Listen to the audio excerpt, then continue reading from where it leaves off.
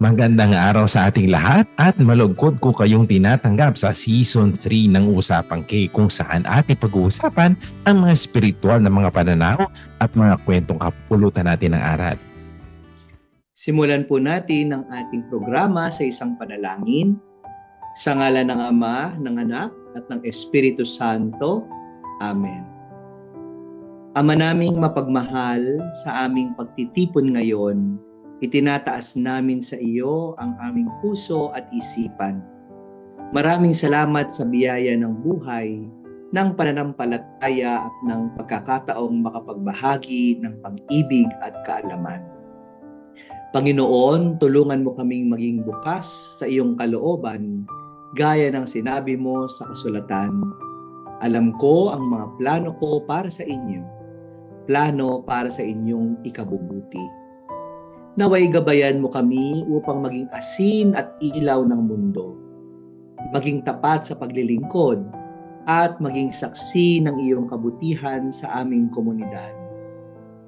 Ina ng Santissimo Rosario, ipanalangin mo kami upang kami manatiling tapat sa aming misyon bilang mga anak ng Diyos. Espiritu Santo, puspusan mo kami ng iyong karunungan at tapang upang ang aming mga salita at gawa ay maging handog ng pag-ibig. Ito ang aming dalangin sa ngalan ni Jesucristo na aming Panginoon at tagapagligtas. Amen.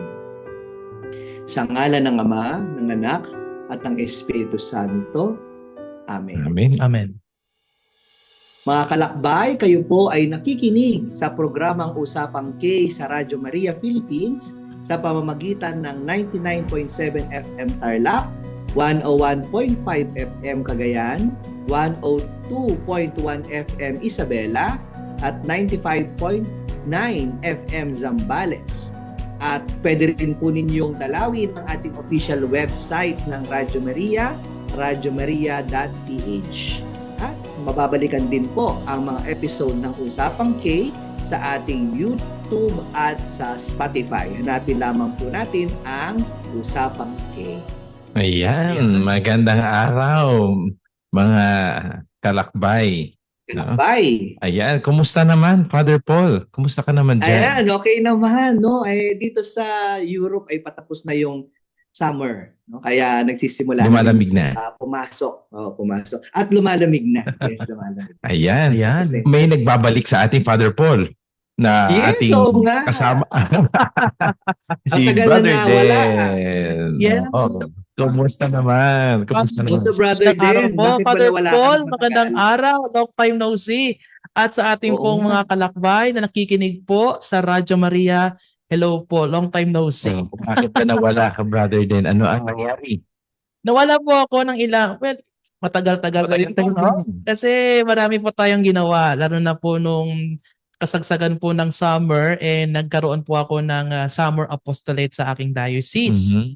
No? And kakabalik ko lang dito sa UST, preparing for my thesis writing. Wow. Yes. Ayan. So ngayong gabi sa Usapang K, ating pagtitipon ngayon ay nagbibigay daan upang mas pagnilayan natin ang ating pananampalataya bilang mga Katoliko. Mula sa simpleng tanong ng ating mga puso hanggang sa malalim na usapang espiritual. Nais nating makita kung paano kumikilos ang Diyos sa ating buhay at kung paano natin may sasabuhay ang ating pananampalataya sa araw-araw. Kasi madaling makita na marami tayong ginagawa pero saan ba natin nakikita ang galaw ng Panginoon? No? Ang episode ngayon ay tinatawag na Usapang K Special Questions. Ang pag-usapan po nating special questions ay mga tungkol sa ang Diyos, ang pananampalataya natin, sacraments, liturgy, ganyan. So morality, Christian life, ganyan. Ang dasal, spiritual na mabuhay natin, ang simbahan, komunidad, pananampalataya sa modernong panahon. At ang buhay natin at kamatayan. So ano ang magandang topic na ating ang i-discuss natin ngayon, pag-uusapan natin. Unang-una siguro tungkol sa Diyos at ang ating pananampalataya. Siguro, Okay. So paano ba natin mauunawaan ang plano ng Diyos para sa atin?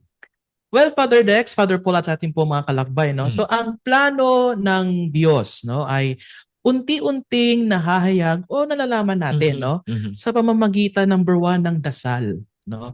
So sabi nga nila, prayer is the key. So importante po sa buhay nating mga Kristiyano, mga Katoliko ang dasal.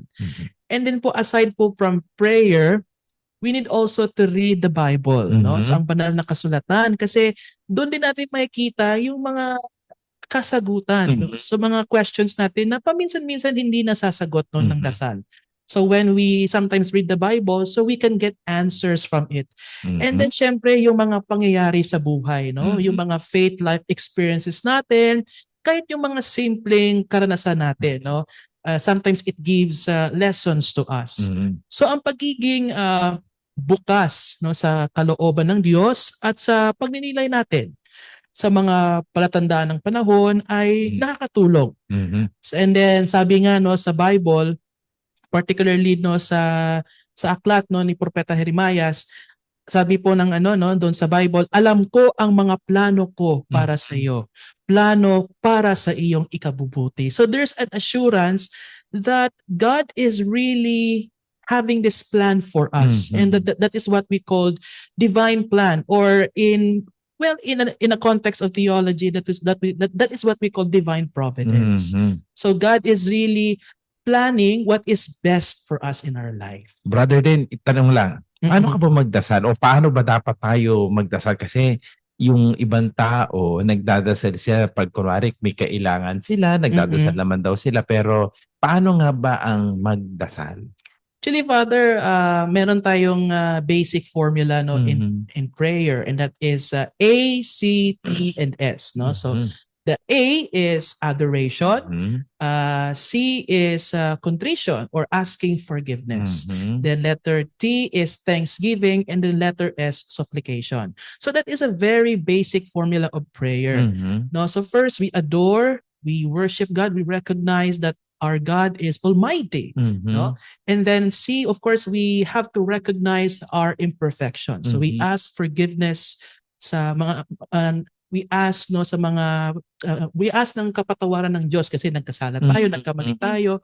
And then also we thank the Lord no for the many blessings na dumating sa buhay natin. And of course, we ask no sa kanya kung ano yung gusto nating iparating sa kanya, kasi sabi nga ni Jesus, ask and you shall receive, seek and you shall find, no? And then bukod doon sa basic formula na yon, syempre may tinuro din ang Diyos sa atin na panalangin, and that is the Lord's Prayer or the Our Father. So importante din po yan. Pero kung kailangan nyo ng the specific kind of prayer that you really wanted that God will surely listen to your prayer, so you have this intimate prayer with the Lord. So you go to a place no na kayo lang, and you talk to God, no? You feel you should feel the presence of the Lord, and then you talk to him like a friend or a companion. So yun naman po, Father, di naman kailangan ng yung parang showy na prayer, just like that's like what Jesus said in the Bible na mga ginagawa ng mga hypocrites. You just pray basically, and of course humbly before Sabi God. nga nila, you need to close the door and pray to your Heavenly Father who sees you in secret, di ba? Yes, amen, Father. Oo. Di ba, Father Paul, sabi nila, nagdadasal naman ako, pero may mga bagay kasi na, papaano yung Father Paul na, nagdadasal naman ako, Father, no, nagdadasal ako, araw-araw naman ako nagdadasal, pero Father Paul, bakit hindi sinasagot ng Diyos ang mga panalangin ko? Pag sinabi nilang gano'n, ano dapat ang sabihin natin? Well, no, kasi kuminsan parang gusto natin instant siguro. No? Kumbaga, kapag ito yung idinasal mo, gusto mo, yun kaagad yung makukuha mo. No? Halimbawa, idinasal mo makapasa ka dun sa exam. Tapos hindi ka nakapasa, then you equate it with, hindi effective yung panalangin ko. Diba? So, ang gagawin mo ngayon, mas magdarasal ka pa. So, parang ang dating kasi sa atin, more of, you're trying to buy yung mga prayers natin. Yun yung bumibili ng grasya. When in fact, alam naman natin hindi ganun yung prayer. In fact, prayer is communication with God. It is building relationship with God. And our prayers do not actually change God. Hindi naman binabago ng panalangin Yes. ang Mhm. Diyos, kundi kabaliktaran, actually tayo yung binabago ng panalangin. Kaya nga, dun sa mga nagtatanong bakit hindi sinasagot yung panalangin, una, siguro, baka po mali yung idinadasal natin.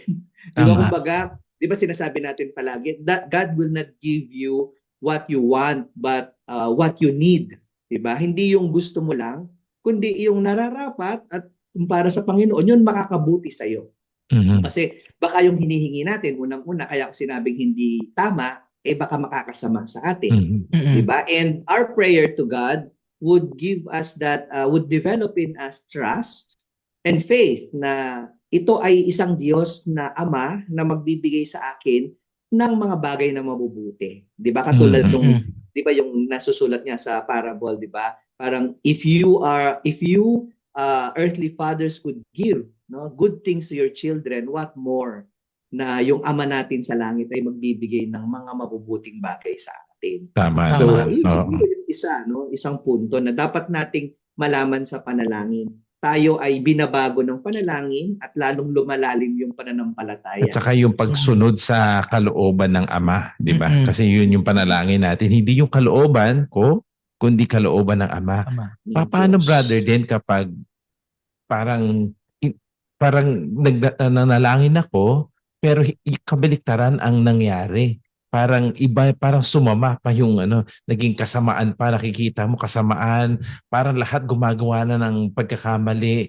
Saan nang gagaling itong mga kasamaan na ito? Bakit parang pag tumitingin ako sa labas, nananalangin ako, nakikita ko puro kasalanan, puro kasamaan. Saan ba nang gagaling itong mga kasamaan na ito? Well, Father, siguro hindi po 'yun nanggagaling sa atin, no? Nanggagaling siguro 'yan sa free will o sa kagustuhan ng ibang tao na gumawa ng kasalanan. Kasi sa totoo lang, God created us, no, with His image and likeness, and also God gave us the free will. He has given us the choice, no, to predestine our life kung ano man yung gusto natin. Siguro nanggagaling yung mga kasamaan na yan sa mga desisyon ng tao. At siguro kahit manalangin tayo no na yun nga naway may peace, no, naway may conversion, pero as long as the people or persons are still choose to do bad things, so it will continue. But again, let us not cease to pray. Let us continue to pray kasi as long as we pray, God will absolutely hear our prayers and God will do His intervention naman in order that these bad things or these evil things will cut off and will totally disappear. Alam mo, brother, din madaling manalangin kapag sa pamilya mo, sa kaibigan mo, or sa sarili mo. Pero brother din, pwede ba natin ipagdasal din yung mga nakakaaway natin? Or pwede ba natin ipagdasal yung mga nang babash sa atin, yung mga tao na hindi tayo ka-goods, kumbaga? Yes, Father. Pwede po natin silang ipagdasal. Kasi kahit kaaway natin sila, pero sometimes they are a blessing in disguise sa buhay natin, no? Kasi paminsan-minsan, bakit tayo nagkaroon ng mga away sa ibang tao? Kasi siguro meron silang nakita sa atin na siguro they find something na para sa ikabubuti din natin. Hindi na natin siguro naintindihan yon kasi siguro close-minded tayo or we did not actually understand kung ano yung sinasabi nila kaya tayo nagdidiskurso with them. Siguro itindihin pa natin, kaya kailangan talaga ng prayer sa sarili natin and of course sa kanila. Kasi time will come that there's really the grace of reconciliation between us sa ating mga kapatid. At speaking of reconciliation, bakit Father Paul nangungumpisal ba tayo sa pari? Di ba? Pwede ba tayong dumiretso na lang sa Diyos? Hindi na natin kailangan mangumpisa sa pari kasi di ba makasalanan din yung paring yun? Bakit ako kailangan mangumpisa? Kasabihin ko yung kasalanan ko, nakakahiya pa naman to. Dahil sabihin natin, hindi ko nga sinasabi sa iba tao hindi ko nga sinasabi sa magulang ko Pero tsaka sa asawa ko bakit sasabihin ko sa pari, Father Paul? Actually, maraming mga ganyang mga cases, no? And kung minsan nagiging excuse na lang siya para sa mga tao na hindi mangumpisal, di ba? Mhm. Pero naalala ko lang yung tinuro sa amin ng madre nung elementary kami. Ewan ko hanggang ngayon clear pa sa mind ko yun eh. Sinabi ni sister, pagka nagkakasala tayo, sabi niya, hindi ka lang dun sa taong ginawan mo ng kasalanan na nagkakamali o gumagawa ng kasalanan. Bagkus yung epekto ng kasalanan mo, meron siyang epekto sa komunidad, sa Mhm. simbahan, and then meron siyang epekto sa Diyos, syempre, na gumawa ng lahat ng mga bagay sa mundo. Kaya nga, kung ikaw ay nagpasorry lang dun sa tao, actually may naiiwan pa, no? Which is, kailangan kahit naman sa justice system natin, di ba? Kaya nga may korte, di ba? Doon tayo dumudulog. No, Mhm. para mayroong struktura, mayroong komunidad na magpapatawad din sa atin. Kaya nga, sa atin bilang Katoliko, yun yung sakramento ng pangungumpisal. And Mhm. of course, no, we may know that we have been forgiven, pero gaano ka kasigurado na pinatawad ka? Eh, sa sakramento ng kumpisal, ang kagandahan, naririnig mo mismo, di ba, na sinasabi ng pare na pinapatawad ka sa iyong kasalanan. And I think scripturally, basing from scripture naman, di ba, yung power of the kiss na binigay ng ating Panginoon kay Pedro, no? Whatever you bound on earth will be bound in heaven. Whatever you loose on earth will be loose in heaven. So, talking about holistic ngayon sa atin, di ba? Physical, emotional, spiritual. Ito ay isang bagay na nakakapagpabuo, no, doon sa proseso ng pagpapatawad. Na hindi lang yung parang inassume mo, pagkos mayroon talagang tao, no? Through the priest, pinapatawad yung kasalanan mo, no? Kasi siya ay kinatawan hindi lang ng simbahan, no, bagkos si Kristo mismo. Kasi 'di ba kapag tayo ay nangungumpisa, ibig sabihin naghahanda tayo para tayo ay makapagsimba rin at makapagmisa, no? Kaya tayo ay hindi lamang napatawad ng Diyos, pero kailangan din na meron tayong kabanalan na matatanggap mula sa Panginoon.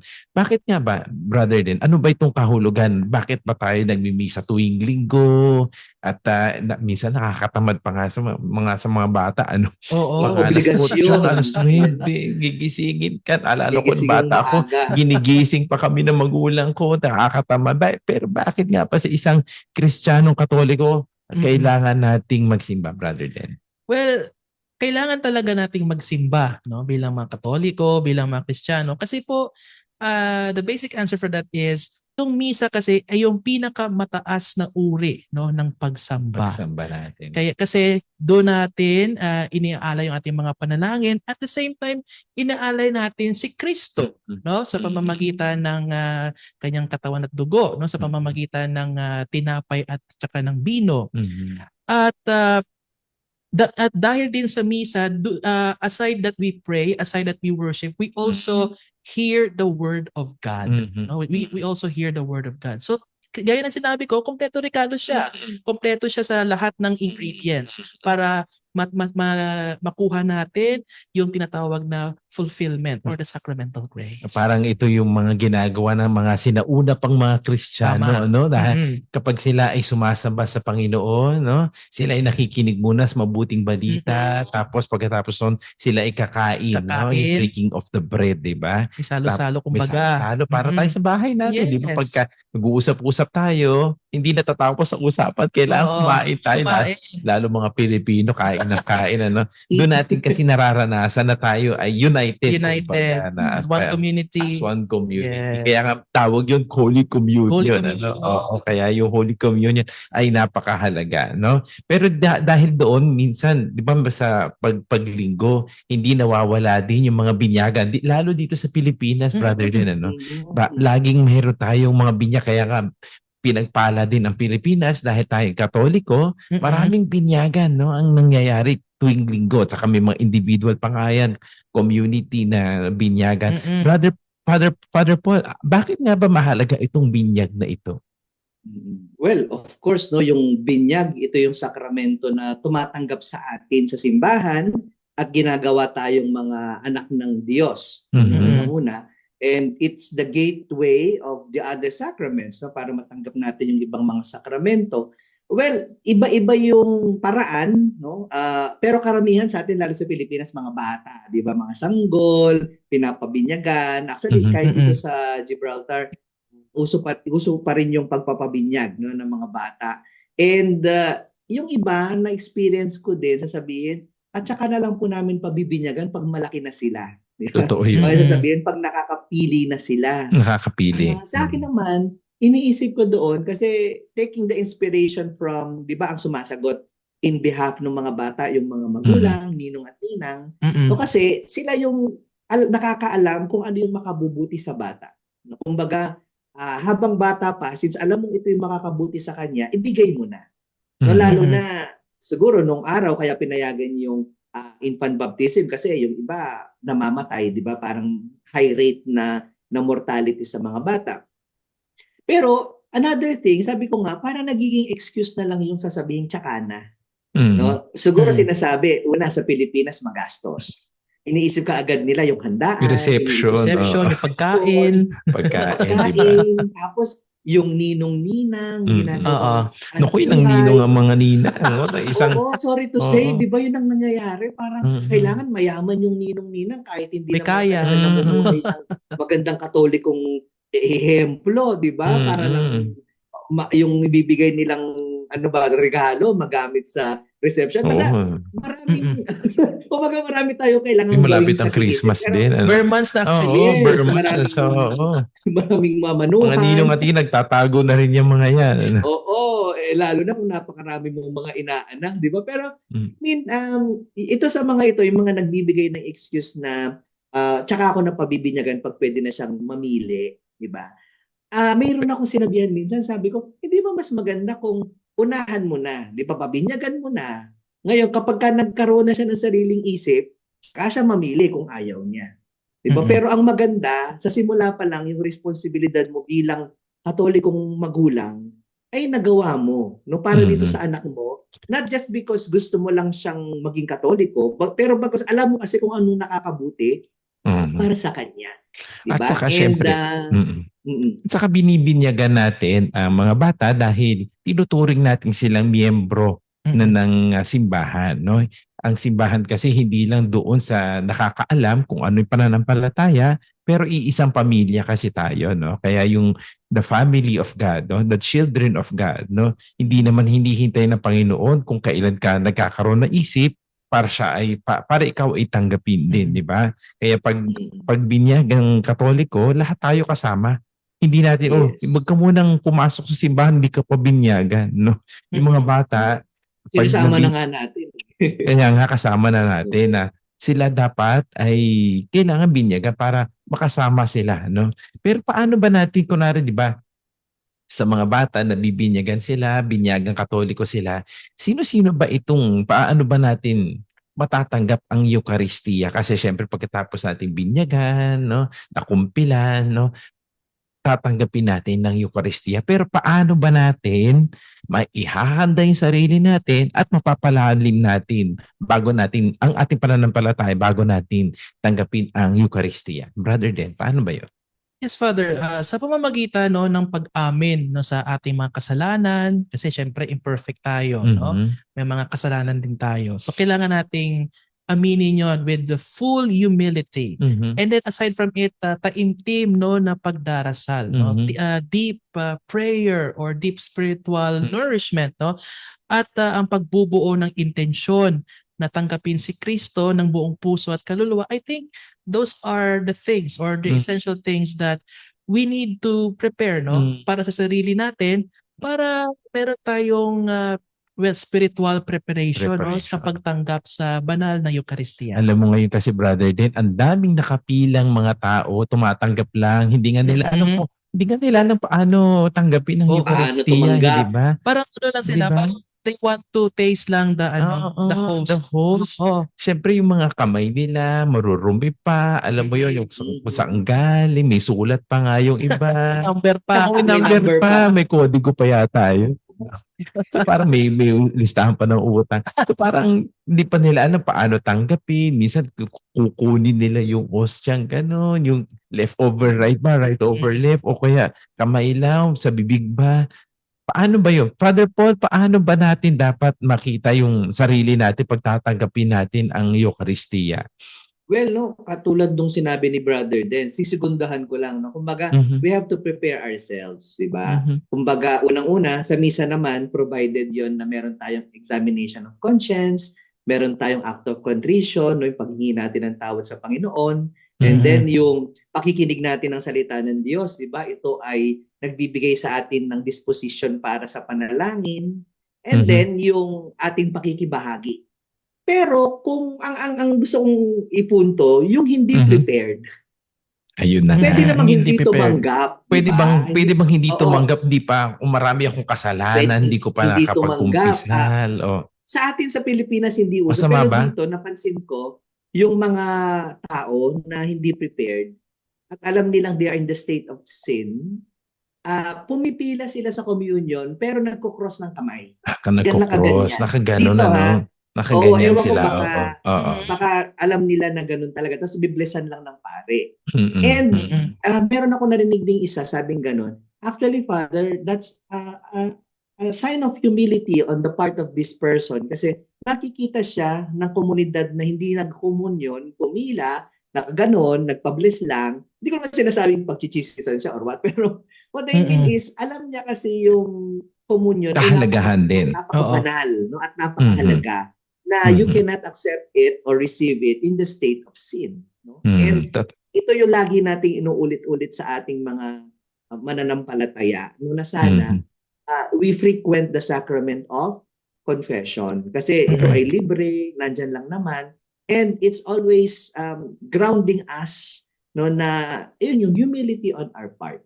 No? Okay. At yun nga, yung pagtingin natin ng banal yung isang sakramento. Tama. Pero brother din, hindi lahat ng mga hindi naman nangungumunyon doon talagang tama naman, hindi pa sila prepared, etc. Pero may mga tao din naman na gusto nilang pumunta pero may sakit sila, meron silang baldado sila. Paano nila matatanggap yung mga ganun? Paano nila tatanggap ang Eucharistia?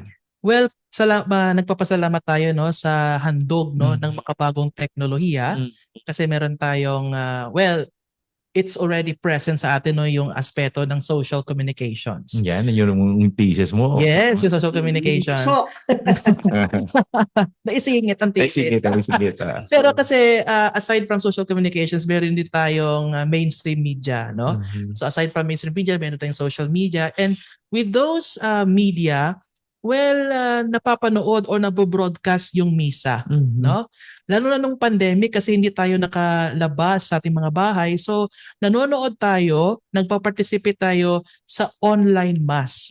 At doon sa mga online masses na yon, merong prayer, no? That is from St. Alphonsus de Gorey, act of spiritual communion. That's a prayer that is intended for us na although we are not physically present sa loob ng simbahan for the mass, no, but we are spiritually present naman to receive, no, the Holy Communion, the body of Christ.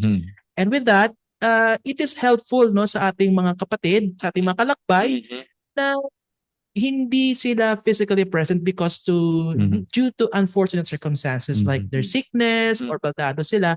So we advise them, of course, as a communicator, we advise them to participate in the online mass, no? Pero again, this is a warning, no? Hindi po maganda yung nag-a-attend ng online mass, yung sa mga physically capable, no? Lalo na yung bahay nila malapit sa simbahan. Hindi pwede 'yon kasi syempre ang importance or the essence of sacrament kasi is dapat we have to receive it real, no, because the sacramental grace is real and present doon sa misa, no, sa banal na Eucharistia. So kailangan nating maging present doon sa misa. So yung online mass, yung mga misa sa TV, kahit yung sa radyo, napapakinggan natin yung mga misa sa radyo. So para na yun intended sa mga incapable na makapunta sa mga simbahan. Ibig sabihin, hindi kasi kompleto pag hindi mo natatanggap, no, yung kanyang katawan na tugo, no. Paano, brother din, may mga kakilala din ako. Okay na ako dun sa ano na yun, sa simba ko, nagsimba na ako, no. Nagsimba na ako pero nanood lang pala. Ano, Mm-mm. parang Online ayaw na nilang pumunta kasi or may nagsisimba naman doon sa laptop nila, sa TV nila pero distracted din, no? Mm-mm. May mga nagte-text, ano, oy tinawag na kakain na, so habang kumakain nakikinig kay father, etc. etc. Parang yun ang nangyayari sa ngayon Ngayon. naalala ko sa mga tao na sabi mo able naman, pwede pumunta pero Mm-mm. pag nandun naman sa harap ng TV, distracted. Ang dami nating sources of distraction. So yung isang oras na minsan ay yun, mas marami siyang distraction na encounter kasi readily available. Naiihi ka, may Oo. nauuhaw ka, May nagugutom mga call ka. of nature, Yung mga ganun. ganun, di ba? So parang distracted. nakasama So, kang kausap or may Yes, magchat. nakikimarites. Tapos na ba si Father mag-umili? O sige na, pwede na yan. Ayun na nga. Diba? Di ba, So parang kailangan siguro nating Oo. Ang challenge yun, Father Dexter, lalo na ngayon Mm. after pandemic, is paano nating mahihikayat ulit yung mga tao na i-revive. magsimba. Oo. So, kasi Mm-mm. parang pumasok na sa mentality nila na, ay, okay lang pala na magsimba Pwede na yun. online. Oo. So, Mhm. kailangan nating ngayong mas ituro sa kanila na yung pagsisimba online para lang sa katulad niya na sinabi natin, may sakit, di ba? Ito nga sinasabi, siguro ang pinakamagandang word, makatuwirang dahilan. Mhm. Gaya ng Yes, sakit o amen. trabaho na hindi maiiwasan, Dapat- makatuwiran. So, Mhm. kung Sabihin, ikaw pala may kasi rason. katulad nun sa Oo. yes, may Mm. rason talaga na kaya ka hindi nakapunta. And yung iba nga matatanda, yung binibigyan ko ng communion. Kasi, yun nga, yun ang isa pang pwede nating gawing solusyon doon. Yung mga may sakit, nanonood sila ng online or sa TV, and then pinupuntahan ng lay minister para bigyan ng communion. Physically. No, itong mga may Mhm. sakit. And Mm-mm. kahit Tama sila naman. nagtatanong ko minsan, sabi, Father, hindi ba masama yung ganito? Di ba? Mas bibilib ko pa sa kanila na kahit may sakit na sila, nandun pa rin talaga yung intention nila na pumunta sa simbahan. As Mm-mm. compared do sa mga kayang-kaya naman, pero nagbibigay ng excuses na sasabihin pa, weekend lang naman kasi kami nakakapagbakasyon bilang pamilya. Mhm. Weekend Oo. lang kami nakakapagpahinga. Mhm. Ay, hindi na nagsisimba, di ba? So, parang, I think, kailangan nating Okay, i-recatize. Yan yung tinatawag nating recatechizing o kaya re-evangelization Yes. na sinasabi natin. Kasi Evangelization. alam naman natin yan eh. Alam na natin yung sa sinauna pa dahil tayo binyag Katoliko. Pero kailangan natin ibalik kung ano yung naging tradisyon natin dahil nawawala na nga. Ito Oo. nga, may tanong nga dito na paano ba natin kasi maririnig ang tinig ng Diyos sa panalangin natin kung masyado na tayong distracted, no? Mm-mm. Marami pwedeng gadgets natin, laptop, no, magne-Netflix. Paano ba natin maririnig ang tinig ng Diyos, ang boses ng Diyos sa buhay natin, Brother Den? Yes, kasi po, excuse me, sa Biblia, nakasaad doon sa Biblia, no, sabi po ng Diyos, tumahimik kayo, no, at kilalanin ninyo na ako ang Diyos. Mhm. So, papaano natin maririnig, no, ang tinig ng Diyos? Or sometimes when we pray, no, papaano natin maririnig ang sagot ng Diyos sa ating mga panalangin? Well, of course, we need to be silent. No? Mhm. We need to dispose ourselves. Kasi sa katahimikan, pag dinilay sa salita ng Diyos at sa pakikinig sa Espiritu Santo, doon natin nararamdaman yung presensya ng Diyos. Mhm. Pero bago po muna, mag-comment muna ako doon Mhm. sa sinabi sa mga fathers no, about sa mga nagbabakasyon ng mga pamilya. Ako. I think it's better that you include no sa inyong bakasyon or sa inyong weekend goals yung pagpunta sa simbahan. Mhm. Lalo na pag Holy Week kasi nakikita natin na yung pagpunta sa simbahan, yung pag-attend sa misa, sa commemoration of the Lord's Passion, no? Eh parang wala na kasi inuuna ang beach, inuuna yung mga gala, inuuna yung mga tourist attractions. So it's better no na if you go for a vacation or for a weekend goal, no, for a weekend trip, no. Mhm. So kailangan nating isama sa ating trip, sa ating plano yung pagpunta at pagsisimba sa loob ng simbahan. Mhm. And when we do that, of course, we hear, no, we can dispose ourselves sa loob ng simbahan. Mas maganda nga yun yung makapunta tayo doon sa simbahan na hindi pa natin napuntahan. Parang mas doon pa natin at times no, or sometimes naririnig no ang tinig ng Diyos. Hindi lang pagsama, kundi unahin natin ang Yes, Diyos unahin natin ang sa Diyos. lahat ng bagay na ginagawa natin. kailangan unahin natin ang Diyos. Dahil Amen. sabi, everything will fall if we are going to follow God's righteousness first. Mm-mm. Pero dahil sa pagsunod natin, gaya ng ating mahal na Birheng Maria, di ba? Sumusunod tayo lagi, inuuna lagi ang Diyos. No? Ano ba ang kahulugan ng magkakaroon pa tayo ng debosyon? Kasi pwede natin idiretso naman sa Panginoon eh. Pero bakit? Si Father Paul, itong magandang katanong kasi may devotion siya sa Mahal na Birhen. Mahal na Birhen. Ito ang Mahal na Birhen. Ayan. Ayan, oo. Ano ba Kasama namin. ano ba yung kahulugan ng debosyon natin sa Mahal na Ina, sa Mahal na Birheng Maria? Well, yan ang napaka-controversial na issue natin bilang mga Katoliko na lagi tayong kine-question ng ating mga kapatid na ibang mga pananampalataya o ibang Christian denomination na bakit daw natin sinasamba yung Mahal na Birhen. Actually, we have already clarified this na ang debosyon natin ay hindi pagsamba, kundi pagkilala sa kanyang natatanging papel at gabay natin papunta kay Kristo. And palagay isa sa pinaka-vivid at saka pinaka-scriptural basis natin dito yung sa paanan ng krus, na kung saan sinabi ni Kristo mismo sa ating mahal na ina at kay San Juan, narito ang iyong ina. Narito ang iyong anak. Like entrusting the Blessed Mother kay San Juan, and in general, parang in-entrust na rin ang mahal na Birhen sa buong simbahan. At syempre, ang ating mahal na ina ay present din noong Pentecost, noong pagkapanganak ng simbahan. Kaya nga tinatawag din siyang Queen of the Church, di ba, na sineselebrate natin after Pentecost. So, what I mean to say is, yung devotion natin sa mahal na ina, kaya nga tawag natin ina, it's really rooted in our Christian life na si Kristo bilang kapatid at si Maria bilang ina niya, ina ng Diyos, ay ina din natin. At kailangan nating igalang para dun sa mga still claiming na sinasamba natin, at least wag bastusin.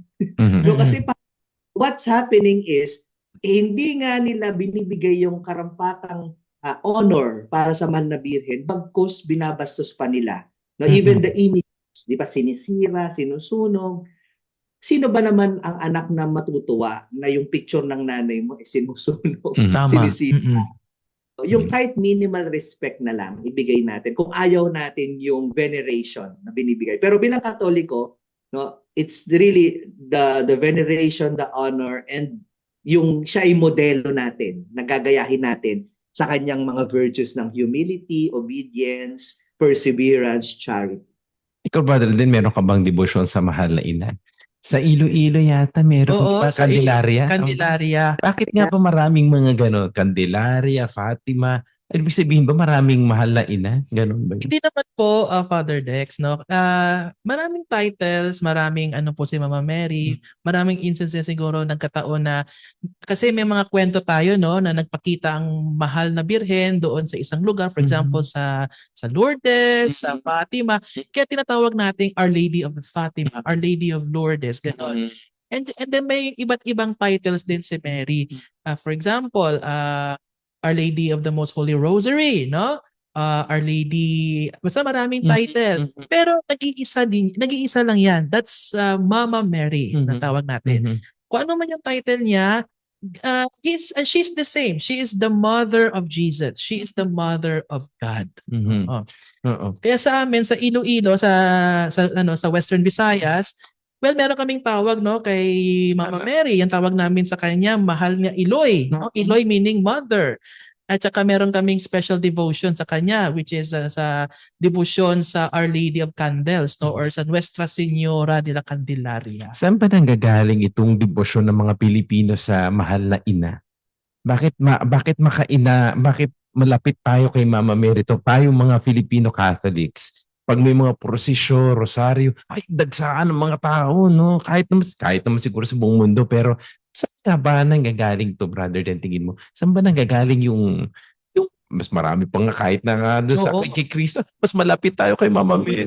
Bakit nga ba? Saan ba nanggagaling yun? Kasi tayo mga Pilipino, kasi mahal natin yung ating mga nanay.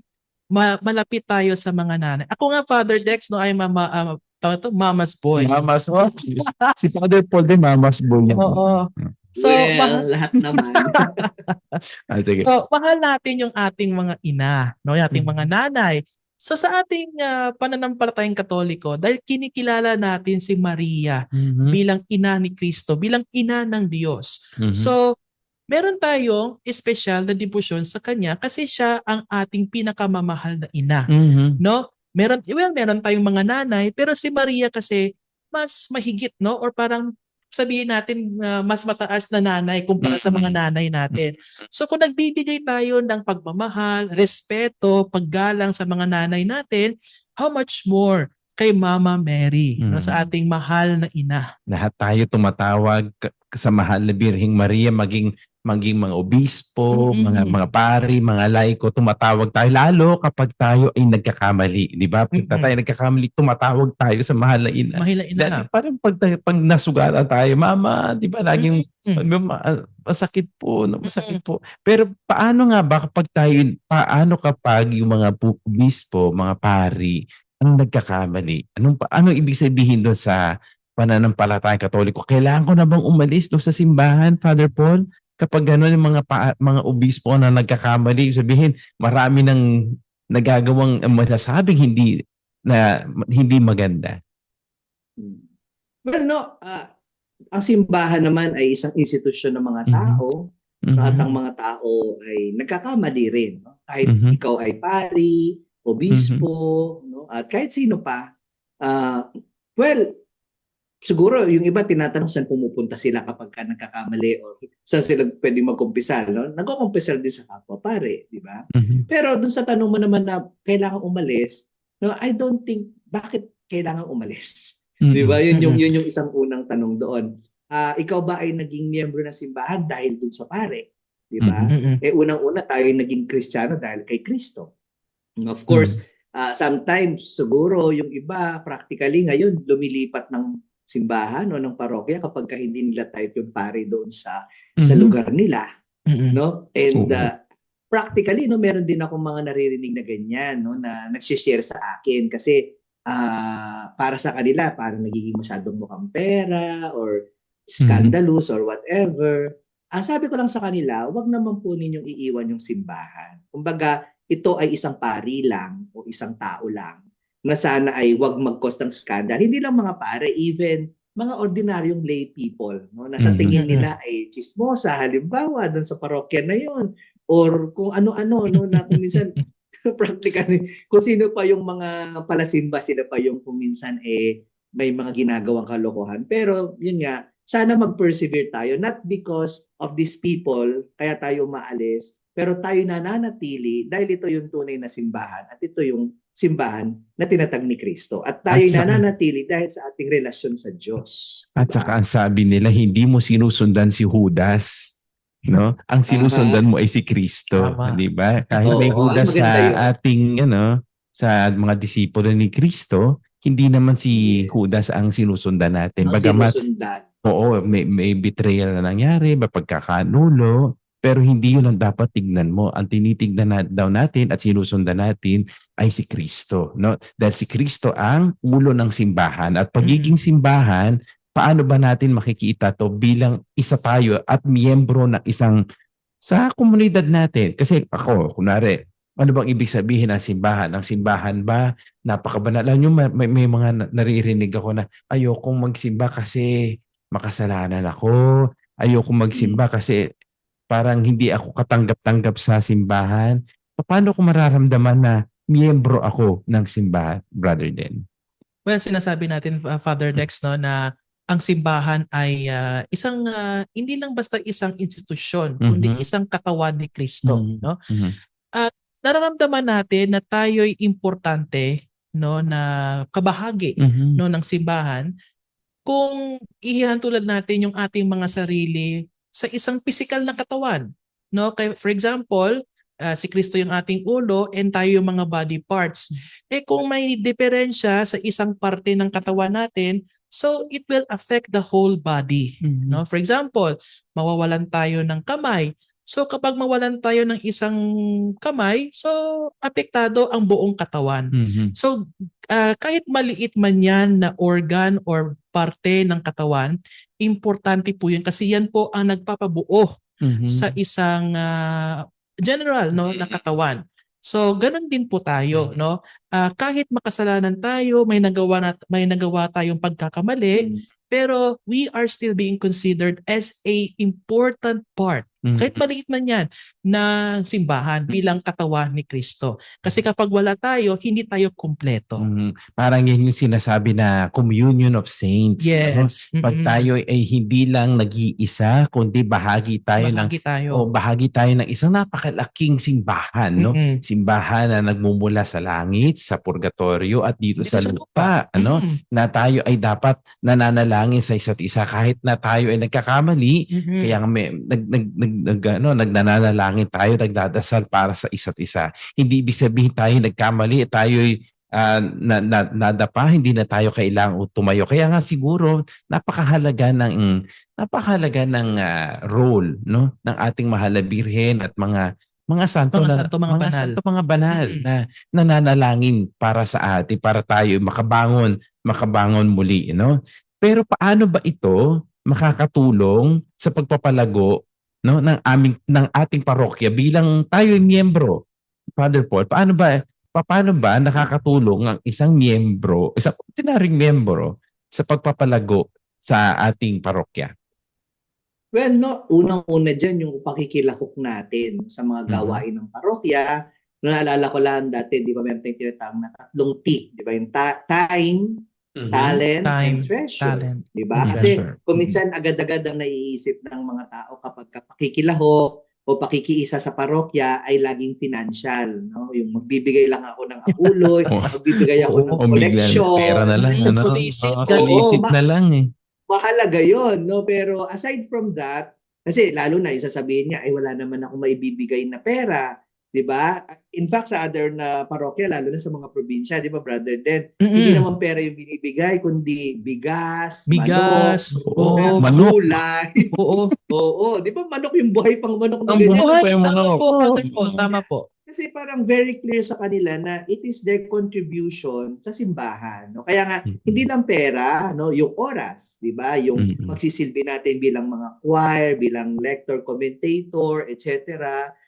And then talent natin, 'di ba? Yung pagkanta natin, no? So, mahalaga na 'yun yung makilahok tayo through our time, talent, and treasure. Ganon din kasi yung ginagawa ng mga sinaunang mga disipulo ng ating Panginoon, no? Whatever they have, they give to the apostle, then the apostle will give them to the ones in need, no? Kaya ang ganda ng makikita mo ang simbahan na nagtutulong-tulong si Father, yung mga lector, yung mga reader, sakristan, no? Kumakanta yung choir, no? Lahat nagpa-participate, no? Nagtutulungan, no? Nagdidiskusyon para paano pa tayo makatulong. Iba-ibang mga talento nagsasama-sama. Di ba? May magaling sa finance, may magaling sa management, may magaling sa kung ano yung kaya mong ibigay, hindi ba? 'Di ba? Kung ano yung meron ka, kung ano yung alam mo, no?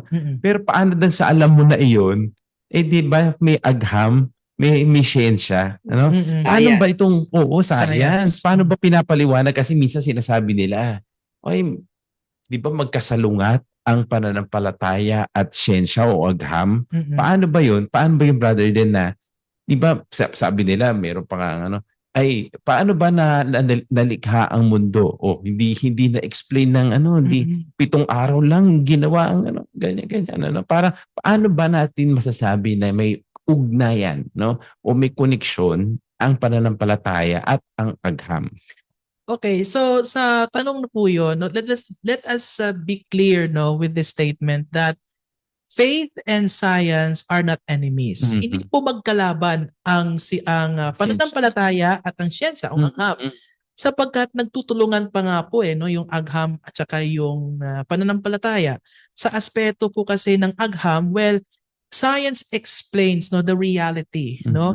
Ito yung nagpapaliwanag kung paano gumagalaw ang mundo, bakit bigla na lang tumutubo yung puno, no?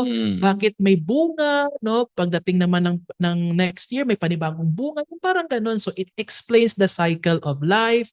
Well, as I say, no, biology, kaya tayo may mga branches of science, botany, no, biology, lahat ng may mga branches of science to explain, no, the course of life.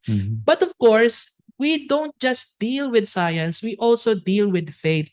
Because ang pananampalataya naman po ay nagbibigay ng kahulugan kung bakit tayo naririto. Bakit tayo nabibiyaan ng maraming bunga, no? Example, ngayon, kakapitas ko lang ng maraming bunga. Sa susunod naman na panahon, marami na naman. It's because through faith, we understand that God is giving us or blesses us with providence, abundant grace. So it does not being explained by science, but it is being explained by faith. In fact, may mga scientists natin sa mga sinauna, no? Ito yung mga Katoliko nga, ano?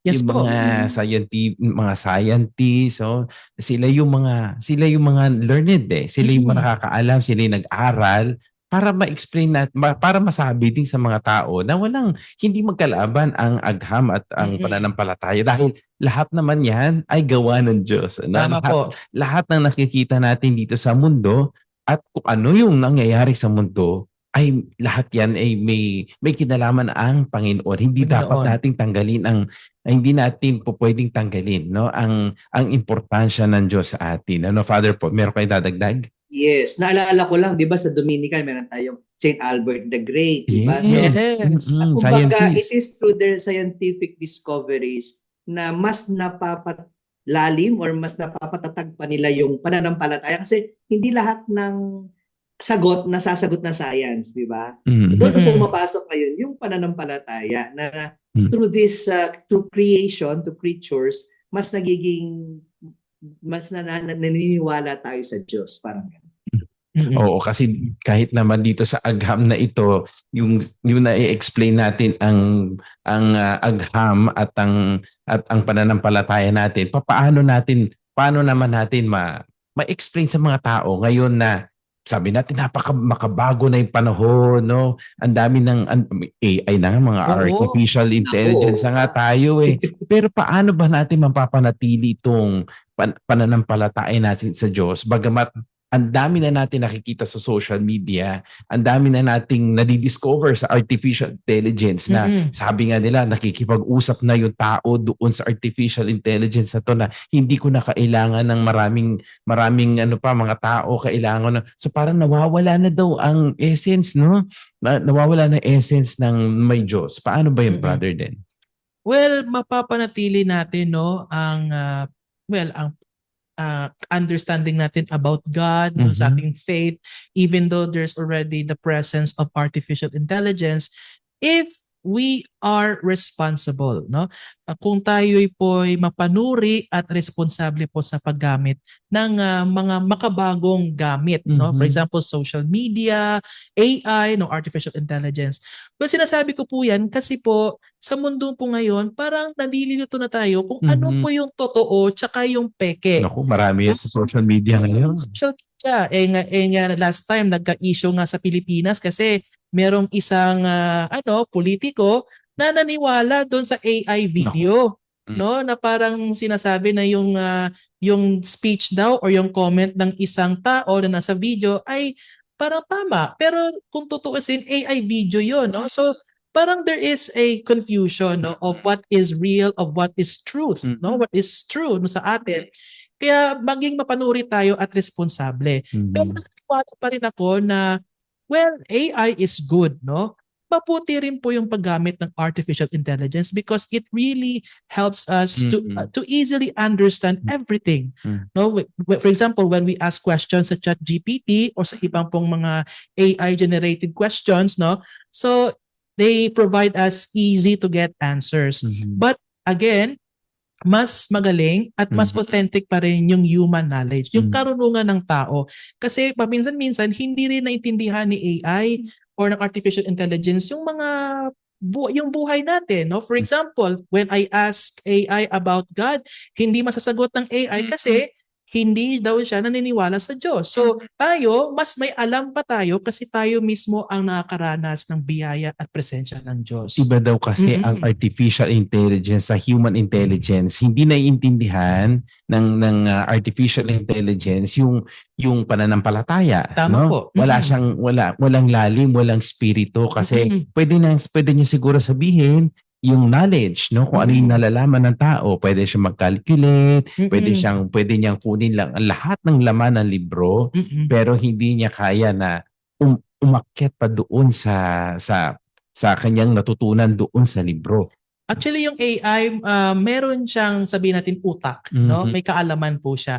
Pero wala po siyang puso, no? Hindi naman yung pagmamahal. So, kung natin yung AI about pagmamahal, wala. Very superficial, wala.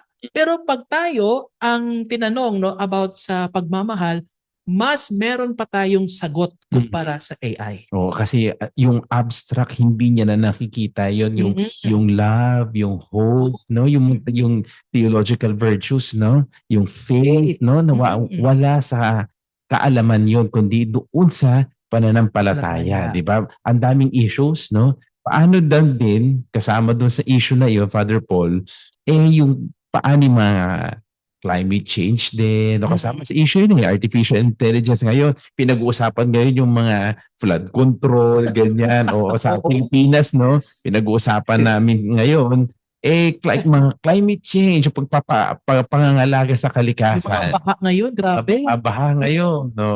Paano yung Father Paul?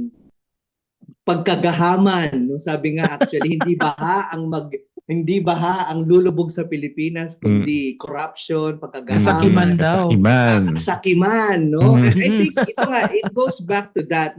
Kaya nga si Pope Francis, 'di ba, yung kanyang Laudato Si, care for creation, no, yung pag-aalaga natin ng ating common home, no, yung it goes back to stewardship, 'di ba? Tayo ay tinalaga ng Panginoon para maging tagapag-alaga at hindi taga-abuso ng kalikasan, no? And sometimes because of greed, tayo ay nag-aabuso na, taking too much from the resources that we have beyond dun sa capacity natin, di ba? Yung greed talaga, yun talaga yung pinakapunot dulo na bakit mo puputulin lahat ng puno dyan sa forest para lang gumawa ka ng ganito. So, I mean, kailangan natin balikan yung stewardship at saka yung yung care natin sa ibang tao din. Kasi kung wala kang pakialam sa iba, ayan, tapon ka lang ng tapon dyan, kahit bagbara pa yan sa kanal na yan.